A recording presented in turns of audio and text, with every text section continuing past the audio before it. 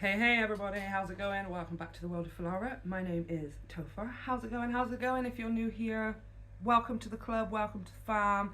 If you like what you see, like, subscribe, all of the stuff. You know how YouTube works, right? And hello to everybody who is a returning subscriber. Hello to all of my TikTok peoples. Hello to all of my World of Filara waffs. If you guys want to join the Patreon, head over. It's going to be down in the bottom, in the description box. It's free, alright? It's totally free. All I want is just a space where, you know, people who want to get a bit more involved, they can, right?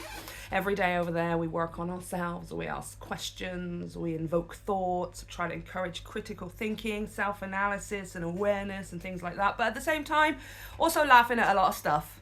So, as I'm bringing everything over here to this channel, I did have a few of these over on Filara Spirit, but now I'm just like, no, I just do that. Let's keep that for tarot readings and stuff. Anybody who wants personal readings, whatever. Just bringing everything over here. So it's just, this is the channel. You switch on Sky and you have episodes of different shows. You switch on the World of Filara, different episodes of different shows. Do you know what I mean, right? One thing I love to do though is find examples of what a lot of people struggle with when it comes to their, you know, self-improvement and their inner journey. And if you guys didn't know, I'm kind of like a spiritual mentor, advisor kind of thing. Totally like self-professed and stuff, right? Like I have like no qualifications. All I have is a heck of a lot of experience, a heck of a lot of wisdom, and it just seems to help hundreds and hundreds of people. So I'm like, okay, let's go disco. One of the things I deal with the most in these things though is relationships. Yeah? Familial relationships, yes, but it all manifests itself the most in romantic relationships, don't it? Comes out in friendships sometimes, you know, it is different for everybody, not everybody is the same, but come on, generally speaking, our romantic relationships are where most of our issues surface or manifest themselves, you know, our attachment issues, our rejection issues, our approval needs and our sense of validation and things like that. And I don't think that it's all to do with the fact that you know, so many of us go through so much as children. Whether or not we even have a perfect life, you're still seeing stuff. You're exposed to things, you know, we're all affected by it. I think also society has a huge impact, of course. Well, I think, obviously it does. It's freaking psychology and human behavior, you know? But social media, the internet, I mean, it's added a whole nother level. And so obviously, you know, they are younger and younger and wanting relationships sort of, but already, like by the age of like 12 or something, I don't know. Oh my gosh, can you not just go have your cringy nerd years before you know, you got to go through your awkward teenage phase and find out where you fit it. And obviously, I suppose everything is just sped up now because of the internet, you know, technology and the ability to communicate so readily and so easily genuinely speeds up progress in their lives in that way, you know. Okay, fine, fair enough. But your first relationship is, you know, being idealized is sort of how it's supposed to go, really. You know, you're setting out into the big wide world in every aspect of your life. You're kind of thinking, you know, I'm going to grasp for some independence and can't wait to be 16 or 13, 16, 18 and then 21 and then so on and so forth. You know, you're constantly reaching for these milestones which are quite clear and set for you, I suppose, by society. It sort of gives you something to work towards, I suppose. You know, I'm working towards the exams and then it's the end of school. Okay, now I'm going into college or university, whatever, and now I'm working towards something, the end here. Okay, and now I'm out and I'm kind of maybe still working towards a job, but that's the point where you go out into the big wide world for reals and realize that, oh my gosh, now I have to invent my own end goals. Oh no. I've been told my whole life what to learn and what time to go to what lesson and everything's been structured and all of those things. No wonder when we come out, it's so easy for us to just crave and want that structure all over again. So many people just fall into that 9-to-5 position and stuff because we've been structured to just be sat at a desk and, you know, just having this turn up here and go home here and turn up here and go on and repeat and go on and repeat and then have a bit of a holiday and then you come back and then you repeat and you go on and oh my god. And I suppose that applies for a lot of people in the romantic relationship sense as well, you know? You have your relationship, your first relationship or whatever, even if it's not like a full-on, fully fledged years and years relationship. We can even be talking nowadays, kids just having a relationship online, you know, which I think is increasingly more valid. Online relationships are increasingly more valid as time goes on, because we are just realizing we can connect in different ways, you know. Not everybody has to believe in that. A lot of people still believe, no, you can't be doing that unless you have the person in your life. And hey, totes my loads. I hope you find somebody who has that, you know, belief as well. We don't all have to believe the same thing like that. If it works for you, it works for you. And so, as we are so idealized in our perfect relationships, coupling that with how many of us have grown up, because so many of us have parents who are of generations where, you know, they are conditioned and just programmed into this cycle and this structure, this, you know, be a productive member of society thing, certainly here in the Western world and stuff, right? And I just think that, you know, when you take all of these things and put them together, when it comes to romantic relationships, we are so desperate and hoping for them to be the ultimate thing that is going to take all of that other stuff away, right? Every other disappointment or heartbreak that we've been through in other romantic relationships, every disappointment or rejection or abandonment we felt maybe as children, or whatever, any of those things, regardless of like to which degree. Some of us have it so much, like the degrees are like crazy what we experienced when we were kids or growing up. Some of us, we have just had it to a lesser degree, but we don't have anybody else's perspective. So according to us, you know, we're still traumatized. It's just what happens. Like a baby is traumatized when it's weaned off of breast milk. That's a trauma experience for them. Do you know what I mean? Like there's so much more that we don't account for, that we are just kind of maybe only looking at like the most obvious things, like, you know, were you literally neglected or abused or whatever in some way, you know? And it's not at all are we trying to measure it against each other, but we need to be able to measure it for ourselves, because when we're expecting our romantic relationship to be the thing to come and take all of that away, we have to be able to understand that the other people also have these own issues of theirs, right? And regardless of to which degree that they've had it, they also have their own limitations, attachment issues, attachment styles, trauma responses, coping mechanisms. And, you know, you could meet someone who's had the complete opposite childhood or upbringing or experiences, or maybe experiences in romance than you. That doesn't mean that they're a complete whole person themselves. They are also in a position where they are looking for, most likely are in a position where they are looking for someone to take away their issues, to just, it's almost like we think that romance is going to distract us, because falling in love it's essentially a narcotic, isn't it? When you're attracted to somebody, whether physically, otherwise, whatever, your brain is having a certain chemical reaction, your body is having a physiological reaction. It makes you put on rose-tinted glasses. It's like taking a narcotic and just seeing the world in this kind of, you know, all of a sudden, all of my fears have gone because this person loves me, or says that they love me, or acts like they love me, or is attracted to me even. I mean, we're settling for so little nowadays because we're trying so desperately to just grasp for even the slightest thing that is going to take away or distract us from our issues. But then what we don't realize is how, because romantic relationships, aside from the parent-child relationship, romantic relationships for most people are the relationship that you're the most vulnerable in. It's the one where you kind of, no matter what happens, because if you are going to be in a committed relationship with someone, because of the amount of time you spend with them, because of the amount of emotional and mental and spiritual reliance you put on them to solve your, to distract you from your issues, and most of us are doing this unconsciously, to distract you from your issues, you end up at this point where you're so fragile. You're so fragile around them because you've put all of that on them.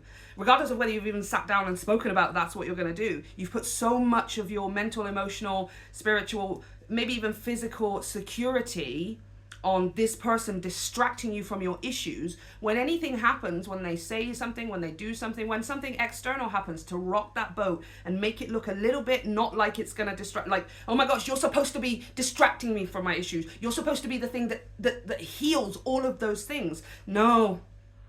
How? They have not healed their own things. You haven't healed their things because you haven't healed your own things. It's not actually their job. It's not your job. Right?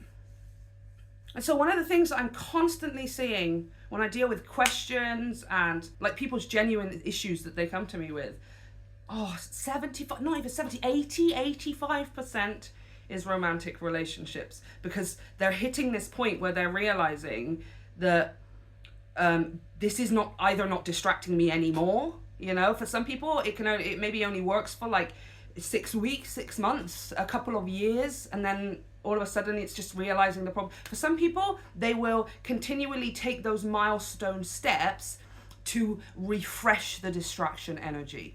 So for example, we've been together for 6 months or whatever, that honeymoon period is maybe starting to die away or something. Let's refresh the energy by moving in together. We moved in together and it's starting to get a little bit like structure, this, that, and everything else. And essentially what people are afraid to say is boring. Their relationships are boring. And so it's okay, let's get married or something like that, whatever, and then it's like, okay, that you're constantly refreshing that energy, but then you hit that point of marriage, you have kids, you settle down, there isn't really anything beyond that, and then it's just a matter of time. It's just a matter of time. And again, it makes me sound so depressing. And I love romance. I like the romance that you want, the kind of person that you want, and I promise you, if you were to sit down, analyze yourself, look at who you are, what you've learnt, and your own perspectives of romance, and where some of those perspectives are not actually your own. They were just sort of programmed and conditioned into you, not even intentionally. Society is sometimes intentionally doing it a certain way, especially, given if you're a man or a woman, that's conditioned into us in different ways, what to expect from romance and things like that. And also have a look at your own childhood and your own parenting, and what did you learn about things like that from there? What have you learned from your previous relationships and stuff like that? And if you feel like you're at a point where, well, my relationships have taught me these horrible negative things, it's not about then turning around and going, well, I just blame myself then. If I'm looking at myself, it must be my fault. No, it's not about it being your fault. It's about going, okay, this clearly isn't working for me. I need to figure out what my blueprint is here. How does romance work for me? What does it specifically mean for me? If I take away everything that everyone else tells me I should be having. And that involves, really having a relationship with yourself first. You've got to be kind of your own best friend. Like, if you're your own best friend, your own greatest lover, and your own biggest fan, that's how I always term it, without obviously, there's going too far the other way, you end up being a little far too much in your ego. Do you know what I mean? It's a grey area here, you guys. There is a grey area here of being able to toot your own horn and big yourself up and be your own hype man or woman, right? Without being an asshole, basically. And I know that it just doesn't seem like that's that hard to do. And I know it is. It genuinely is for some people. But I just think if we start by wanting to be friends with ourselves, and so many people who struggle with that, it's because it's like, well, that's, why don't you like yourself? Let's examine this. Why don't you like yourself? Like, before you're trying to be going out there and getting somebody else to do it for you, let us figure this out. Yeah? I just feel like we're wasting so much time and energy fretting, why don't they like me, and why don't they feel this, and they said this to me, and it's this, and it's that, and it's blah. Imagine if you put all that energy into yourself. Just in the first instance, it won't be that way forever, but you're going to be in such a better position to meet the person and the people that you want to, and to generate and create the kind of relationship that you want to. You're not supposed to just turn up and it be it. There's no such thing as love at first sight. There's no such thing as perfection. There is no such thing as love at first sight, which again makes me sound like I'm so negative. Okay? But I'm telling you, you're going to have what you want. You're going to have the romance you want. But we are going to have to take a step back, readjust, learn what our blueprint is, figure that out, adjust ourselves where we want to. Some things that we have to learn to accept that we don't like about ourselves. Doesn't mean those things will be there forever. But we need to start from a place of at least accepting that that is what we are like and that's the way that we work in order to know how to deal with it. How can you create a reality from an existing illusion? So, rambled over. One thing that I thought would be really, really useful is if I have a look at Reddit's relationship section, relationship subreddits and all of those things, r/relationship advice, r/relationships, r/relationship something something. I'm just going to be scrolling through the whole thing, right? So this first video, I have got a couple of other YouTubers videos that I'm just going to be freeze framing just so we can have a look at what's going on. Do you know what? Screw it. I literally just came onto Reddit relationship advice just to have a look at whatever, and there was already a great one on the first page. So I'm going to read this one, you guys. Okay. So my boyfriend, 26 male, told me, 26 female, that this is the reality of dating now. I haven't read any of this. It's just the title caught my attention since yeah. It is, I don't know what reality he's talking about, but dating has changed. Yeah. So I, 26 female, met J, 26 male on a dating app around May 2024. Our conversations were really good and long. Pretty much the only guy-girl on there that actually responded to everything that I said with paragraphs. What first attracted me to him was his cats. He seemed like someone who was really good at conversation, and he was actually interested in me. He works in specialty construction, garage doors, and I work in research. He asked me on dates, I asked him on dates, and we saw each other for 2 to 3 weeks or a couple of weeks. Oh, these were just dates, nothing quite right. So they were just dating for a couple of weeks. We both got out of long relationships and had not dated in a year. Okay, so we were going super slow. I like it. To be honest, I was falling super fast. Falling super fast, which is my which was my bad. It's because I'm thinking as I'm reading, like that sentence came up and I'm already starting to think in my head. Right? We still talked almost every day with these super long texts of paragraphs of stuff. Right, okay. He had mentioned to me that he's a horrible texter and he hates it, which fair, but we continued to do it. Everything seemed to be going good. He is kind of awkward in a cute way and shy, and I'm more extroverted, and it didn't bother me to be the one filling the silence with questions about random things. Testify, sister, that's me. Stuff he likes and stuff I like. I would cook meals for him and leave him leftovers to eat for lunch. It seemed to be going good. Slowly, though, I noticed that it would take more and more days for him to reply to me. Yeah. I ain't never met nobody who can keep up with me, except girls. Like my girlfriends, my besties who are girls, they can keep up with me. Do you know what? I just think romance is kind of, because of this transactional thing that we have, you know, if I do something, you're going to do something. You reply, I reply. You give a paragraph, I give a paragraph. This sort of, you know, I mean, she says he's shy and awkward and, you know, so he is a little bit more reserved with things. But I just think over time, it's like the amount of energy that people put into initially just trying to hook someone in, you know, and again, not in the most malicious way. It's just, I want relationship. And it's not like they're trying to give up or something. It's just they reach the point where they're like, okay, the transaction's done now. I've sort of paid for this. I've put in enough for this to say I'm at the point where you're my girlfriend, we're together, I can introduce you to my friends and family, and okay, that's done, right? So I can stop. I don't have to keep paying something anymore, right? I don't have to keep giving out something that is costing me something that I don't actually want to be spending. You know, and again, for a lot of people unconsciously, you know, genuinely, so many people in this world are not malicious. They're not out to get you. They're not out to hurt your feelings. They've got their own issues. They've got their own perspectives. They've got their own blueprint and way of operating about it. And if they don't know what theirs is, and you don't know what yours are, and you're not people who know to learn, to want to collaborate your blueprints, you know, it's just, yeah, of course you're going to end up most of the time with somebody who it's not really meant to be forever. It's not. If anything, it's just meant to teach you more about your own blueprint, right? About 4 months in, he met my older brother, who all of the people I have dated has never met. One of them, right, okay. So she introduced him to her older brother, who she's never introduced a partner to before. He didn't really talk much, but engaged in conversation. When I said something, or my brother asked him about stuff. Everything seemed amazing. That's just not amazing, though. Again, do you see how the narcotic effect of essentially falling in love with somebody can make you overlook, I don't want to, you know, red flag is kind of a loaded term now, but that make you overlook these instances where he didn't really talk much but engaged in like he's only talking when you guys are talking. Do you see what's happening here? Like he's only participating because he has to in order to maintain the transaction, right? And he doesn't actually even want to do it. It's yes, everything seems amazing because you've got the rose tinted glasses on. You're completely overlooking the fact that he's not actually contributing. That's the word, you know. There's no contribution here to the conversation. There's no contribution. He's just engaging, and it seems like really when she's talking about like sending loads of paragraphs and she's being the one to talk. I know I've been in this position myself before.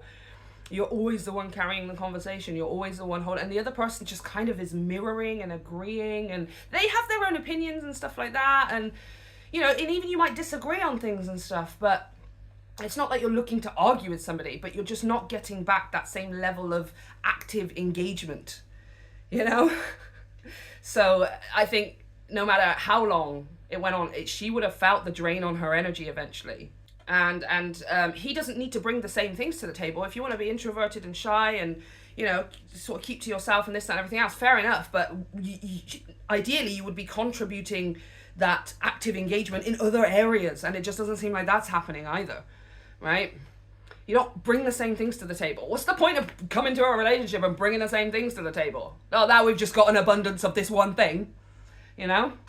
You want to bring different stuff, but it doesn't seem like he's really bringing anything right now, just compared to how much she is, like, you know, carrying the conversation and the engagement.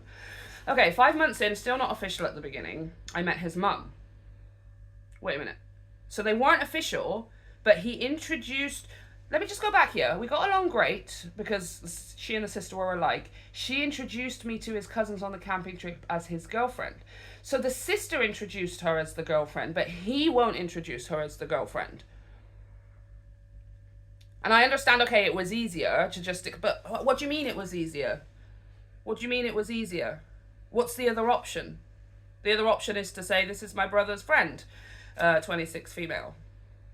What's like, why is it easier to just say that they're a girlfriend instead of... It's because it's socially, boys and girls aren't meant to be just friends, is it? Socially, people would ask questions. They ask questions about me and Abdul all the time. I live with my best friend. He's my roomie, my best friend. 20 years. We have had it so much.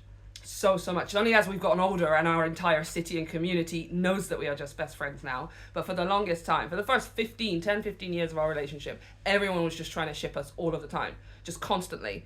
And I get it. We were in each other's pockets everywhere we went. You know, we were together. We did everything together. But no, we're just best friends. That's it. That's literally it.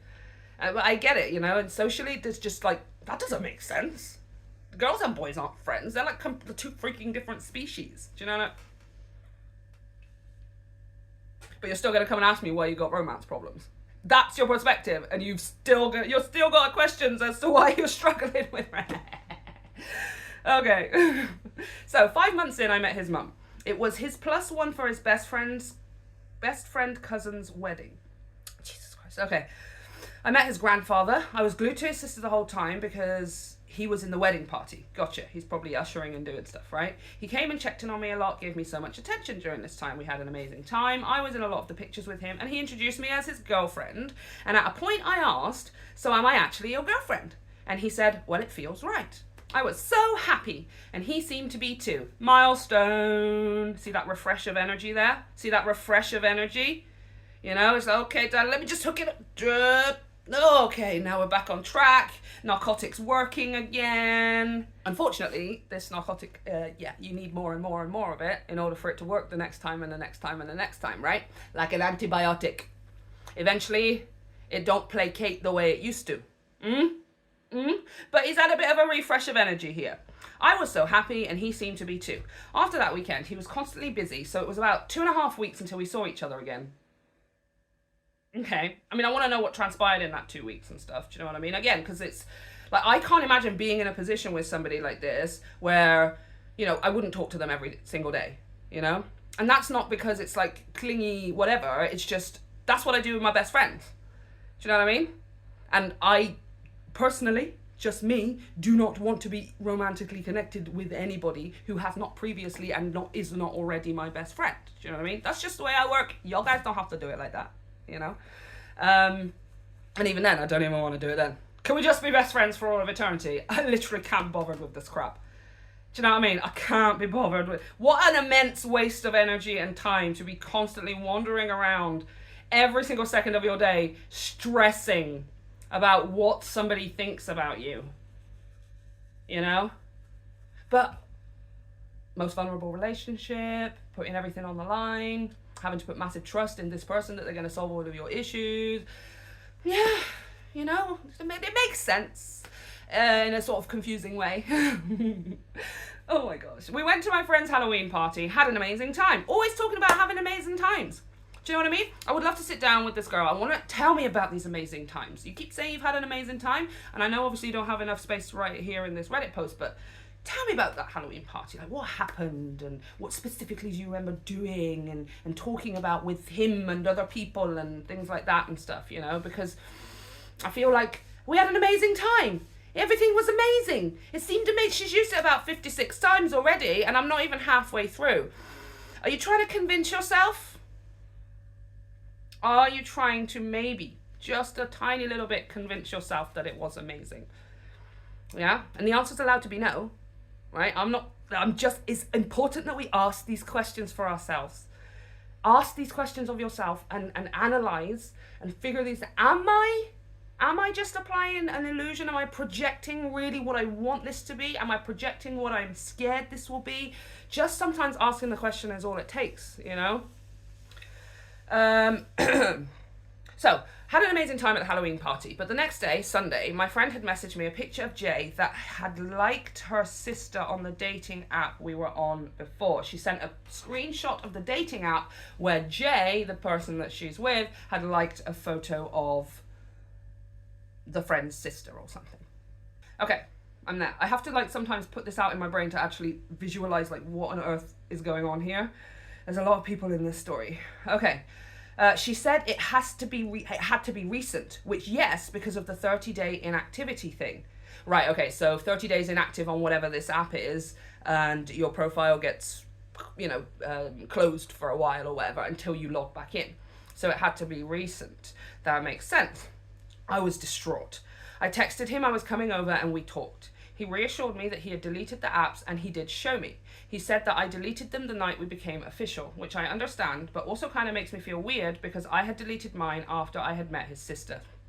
See what happened there? Yeah. At no point did you guys actually sit down and talk about those things. And I'm not saying, I mean, again, if I was in a position where, you know, I was getting...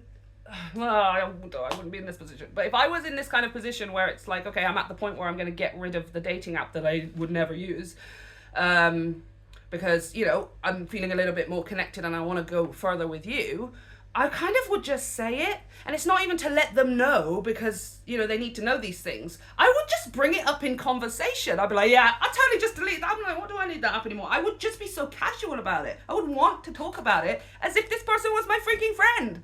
Because they would be my friend. Okay. Okay, it makes me feel kind of weird because I deleted mine after I met his sister. So you had decided that after you'd met the sister, after the sister had chosen to introduce you as the girlfriend. Now again, I want to know, was he around when his sister introduced you as his girlfriend to the cousins? Because if yes, that means that he chose to stay silent and not address that you'd been called a girlfriend. But if that hadn't happened and it was just the sister and you and the cousins and he was off doing something else, why would you assume that the sister calling you the girlfriend means that that's when it's official? Do you know what I mean? Like, really, it was... And I don't understand how the two of you did not address when your sister called you girlfriend. Even whether he was around or not, again, I would have gone back and said, yeah, your sister called me your girlfriend. What do you think about that? If you were standing there and she called me your girlfriend, I would look at you and go, hey, yeah? Yeah, like, how do you not make light of these? Like, is it not, oh, it's because you're not friends. When you have friends, especially your bestest friends or your closest friends, you can literally do everything. You can ugly cry at movies. You can eat like a slob, not all of the time if you don't want to, whilst you're watching movies. You can just wear your like boring clothes. You can sing really badly in the shower if you want to. You can, you know, make an awful meal because you did something wrong with the ingredients or something. Or, you know, you can banter with each other about what's the best something or other. And I don't understand, like, that's what we want from our relationships, right? And we're so clearly able to have it, most of us, with our closest friends. So the capability is there for us to generate that in our romantic relationships and then have all of the glorious other romantic stuff on top of that friendship. But that's not what we're taught. That's not what we're taught romance is. Every freaking book we read, every stupid Disney movie, every damn freaking rom-com, stupid video games. I love books and I love video games and I love fantasy and I love fiction, but at no point did I ever think that's real. And even those of us who don't have a specific fictional character, the idea in our head of what we think of a perfect person is, for most people who are just conditioned by media and society, that person's also fictional. People like that exist, but like, Jesus, you gotta let them become that. You've gotta become that yourself. It's a process. And we're just not taught that in romance, are we? Nope. Nobody, nope. Why would you be friends with them? No. In fact, they're going to be like slightly off. When you're a girl, you're taught like, that's why all girls want the bad boys, by the way. For all of you guys who are out there like, why do all the girls want the bad boys? Please go and watch the shows that they watch. Please, for the love of God, go and read and watch Twilight. Go read Wattpad stories. Yeah? Go download the chapters reading thingy where you choose your own stories on your phone. Then come back and we'll talk about why girls want the bad boys, okay? As most of them have been taught that the bad boy will go right for them. Most of them have been taught that the bad boy will change. They will change because I am loving him and I'm just so pure and innocent and subservient. And that will just make him love me so much and then he won't be a bad guy anymore. But no, we expect romance to be a certain way. I was told this is the way that it's going to be. I was told that having all of these signs of the feelings that I'm getting and the amazing days and the amazing times and the constant amazing, all of those things mean that we're supposed to be together, right? We get on so well, sort of. And he used to send me paragraphs of messages, and so we must be, surely. Like, what's wrong with this here? So I must control and micromanage now, or stress and worry about the fact that we're not really suitable for each other, right? When I told my friends, they agreed with me, yeah. However, I was okay with it because I liked him and he was mine now. Everything was fine. There's such a possessiveness about romance, isn't there? Or romantic relationships, I suppose. Which I get, you know, it's I think that's still maybe a massively biological part of us to, you know, like this kind of belongs to me. But the way that it's shaped now because of social expectations and social media and stuff, I think romantic relationships are more so is about that possessiveness, you know, and not even always in like a, you know, narcissistic, unhealthy kind of way, I suppose. But it's just this is my boyfriend, this is my girlfriend, this is my husband, this is my wife. And I've always found that quite interesting. I love the psychology behind those kinds of things, you guys. We should look it up. Okay, so, yeah, I mean, he was mine now, everything was fine. Everything was, again, I'm just going to go through the end of every single one of these 3 paragraphs I've just read, okay? I'm going to show you on the screen right now. Look at this. Everything seemed amazing. Scroll. Everything seemed fine. Scroll. It was so amazing, I really liked him. Scroll. Everything seemed to be amazing. Scroll. Everything was fantastic. You know, when someone has to repeatedly say something in order to convince other people, yes. But many a time to convince themselves mostly. You know, like a certain shriveled orange in a certain white-coloured house in a certain country right now. Nobody knows as much as me. Nobody knows more about this than I do. I'm the best in the world at so and so and so and so. And if I keep on saying it enough, yes, other people might believe me, absolutely. But really the only person I need to convince is myself. And I see that here. Obviously in a very different context. Yeah, very. But yeah. I just like using him as an example. He's a very fascinating psychological case study, isn't he? The whole bloody lot of them. Jesus. Love you so much. Still my favourite country. However, yeah, like she's trying to convince herself. Every time she ends, she's trying to convince herself. She's also trying to convince us as the reader that, look guys, everything was fine. Everything was great. I'm telling you, it was all good. It was all this, it was all that. Was it though? Was it? Because you have still given us the rest of the story, and I would not have ended each paragraph with it does not seem amazing, but that's because we aren't wearing the specific rose-tinted glasses generated from the narcotic of this relationship, of this romance, specifically with this person, this dynamic. Okay. We went through the same 2 or 3 days of no replies, maybe hanging out once a week when I asked. He would cancel some of the times I was planning for us to do things on our Saturday hangouts, but it was normal at this point. And every time we hung out, it was amazing. He was so attentive and affectionate. I was invited to his family's Thanksgivings. I saw his mum again. We got along good. I finally met his dad and his big family. His grandmother gushed over me. It was amazing. I really liked him. We had a conversation about the things that I wanted to work on in our relationship. I just wanted reassurance that he liked me, and he wanted to know what he wanted to work on, and wanted to know what he wanted to work on. He told me that it would get better and we would see each other more.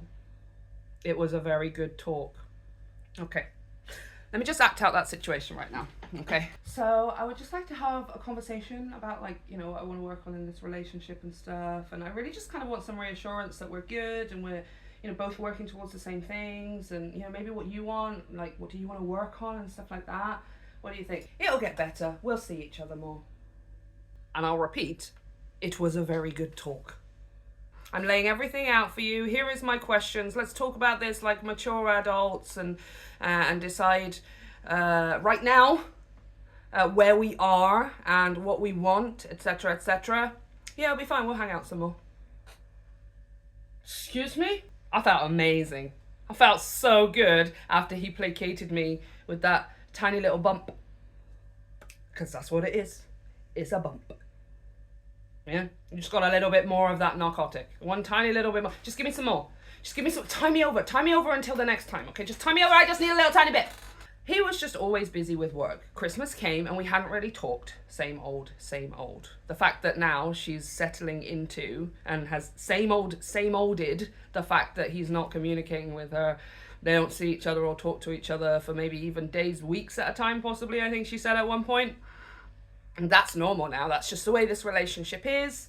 If I just hold on for long enough, or if I just try and get him to see my point, or whatever, it will change. He said it will change, right? He said upcoming is her gonna need another bump, by the way. She's starting to withdraw, right? He told me he kept thinking about me at Christmas when he was with his family, and I had my family at Christmas on the weekend, and I invited him to that. We had an amazing time. He got along with my family. Everything seemed to be amazing. She got her bump. At this point, I invited him on a vacation I had planned for a couple of months for the first week of the new year before I met him. Oh, right, okay, fair enough. I was going to San Diego to see my childhood best friend, and his sister also lived in San Diego, so it was a win-win to invite him to go and see his sister. I had to remind him to put in PTO. PTO is paid time off, right? So he had to put in for leave. He had to put in for leave to get time off so we could go on holiday, right? 2 weeks before we were to fly out, we drove together to the airport. It was my first time on an airplane, and he helped me out a lot. The trip was amazing. I got to see the ocean for the first time. We went shopping. We went to the tide pools, watched the sunset together, and kissed. We went drunk seashelling, and he and his sister would run up to me with all the pretty shells they found for me. And I honestly thought I could tell this guy I loved him. Everything was fantastic. I'm noticing how she's the one having to do everything here. I'm the one having to initiate the conversation. I'm the one having to initiate things that we're doing and stuff like that. I'm the one initiating, like, hanging out because I'm the one having to ask for it. And even then, maybe he's still sort of, you know, flailing on it and stuff. Interesting. The week we got back, I didn't hear from him for 5 days. I even went to check up on him and got no response. However, when he did respond, he told me he was sick and apologized. I was worried, so I told him to reach out if there was anything he needed. A week after that, we talked every other day with our paragraph conversations. She's getting an application. He asked me on Friday if I was free the next day. I said yes, thinking this was a date. Friday came and I didn't hear from him at all during the day. I messaged him at like 7 and asked him if he was okay. He said, can we talk? Confused, I said yeah, and he came over. I kind of had a feeling in my gut and I was preparing for it. Nobody really says, can we talk in romantic relationships without everybody kind of knowing what that means. And that's not 100% of the time. We know that, but generally speaking, come on. If your partner sends you a text message that only contains the words, can we talk, exclamation mark, or on the phone just says, can we talk? We kind of all know where that's going, right? He had me come out to his truck and sit in the passenger seat. We should see other people. I was gutted. Yeah, unfortunately, it was very clear early on that this lady was not everything that he was looking for. And nobody is going to be everything that he's looking for, because generally speaking, unless he has been through some massive ego deaths and all of those kinds of things, at 26 years old, he's not going to really know exactly what it is that he wants. You know, he's going to have this idealized fantasy, just like she does, this idealized fantasy of the way that things are going to be and stuff. And it seemed like early on, he kind of figured out that you weren't it.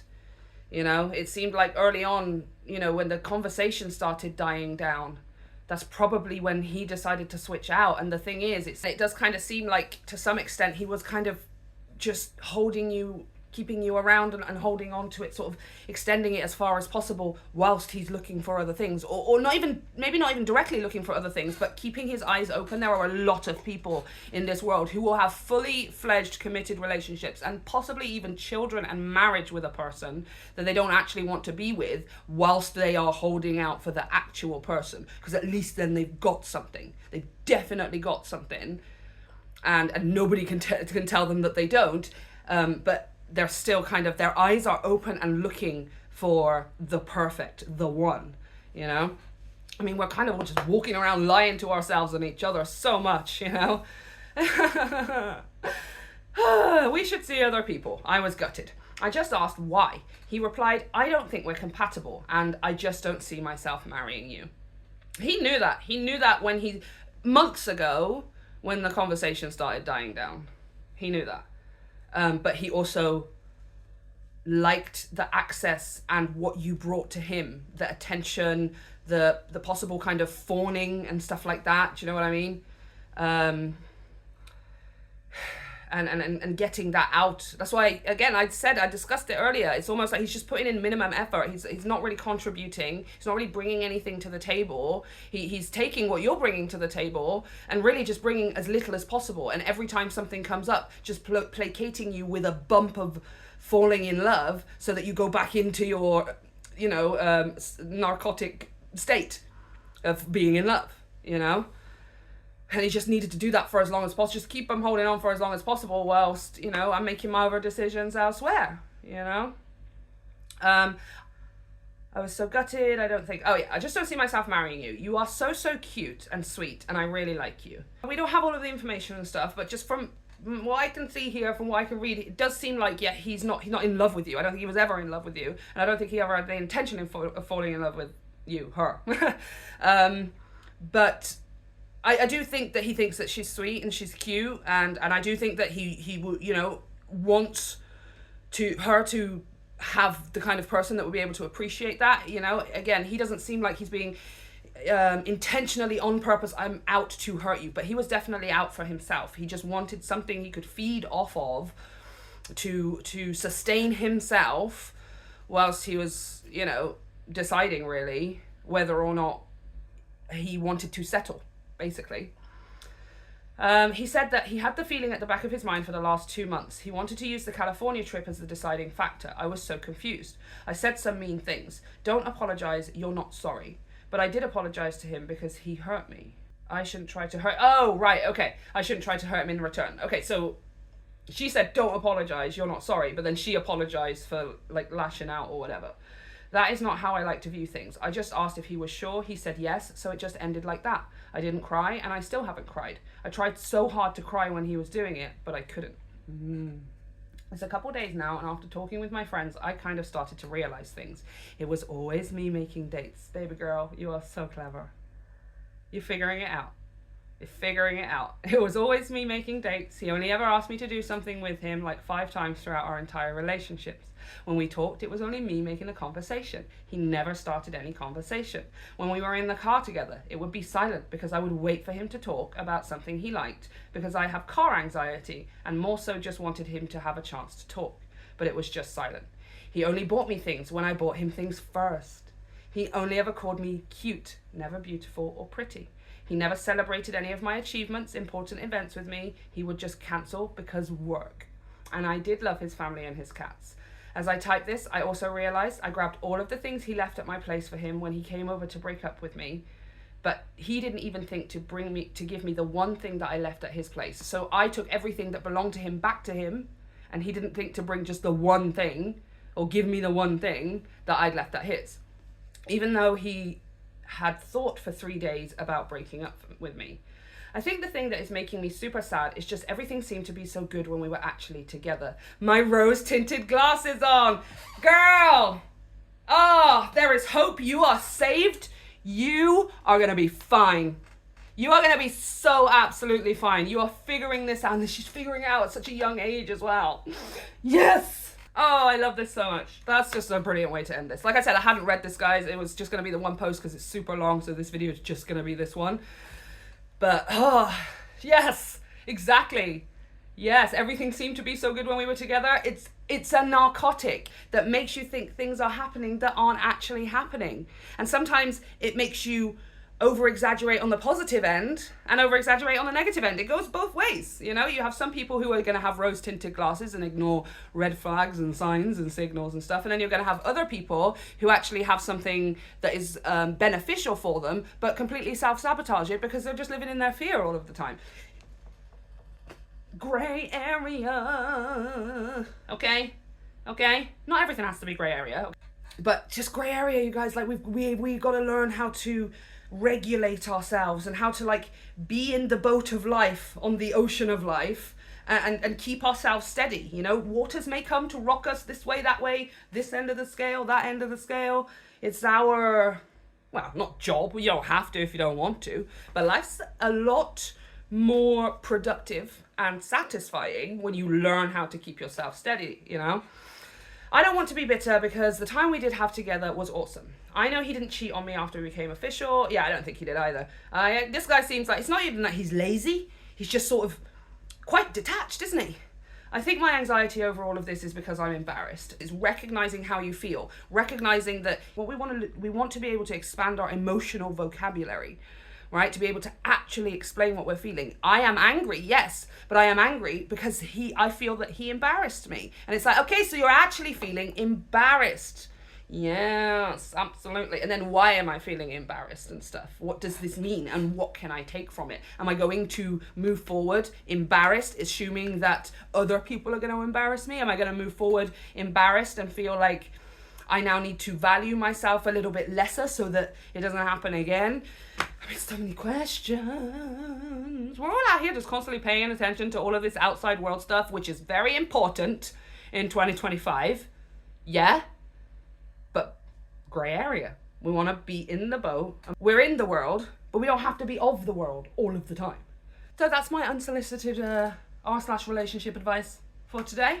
It's more or less an advice, really, more of an analysis. There's no advice here because she's absolutely done what she needed to. I absolutely love her coming out at the end. I'm sorry that she went through this. I don't want people to have to go through things in order to, but unfortunately, that's how humans learn. Most of the time. We learn through trial and error. We learn through getting it wrong. And I just love to see her coming out at the end here of realizing, oh yeah, I was doing all of this and I was doing it. The more she recognizes that about herself, the more she's going to be able to align better with somebody next, because she's going to be aware of that. She's going to be looking out for somebody who also puts in, you know, that kind of participation and contribution. And it doesn't have to be the same things. They don't have to be a person who also writes paragraphs of messages and stuff, but, you know, are they bringing the quantity that she is bringing to the table, the quantity of energy and input.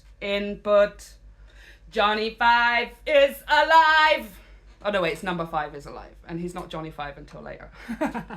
Okay, guys, I love you so much. If you like the video, like, share, subscribe, do all of the stuff. Check out the link tree in the description. It's got a whole bunch of other stuff about the World of Filara. And please, for the love of God, if you want to just start, you know, finding your community and working on some self-love and self-growth and self-worth and everything sort of self, really, head over to the Patreon. It's totally free, okay? You can support if you want to. There are options, but it is not mandatory nor required, okay? Because I like free will, okay? Love you guys so much. See you in the next one. Bye.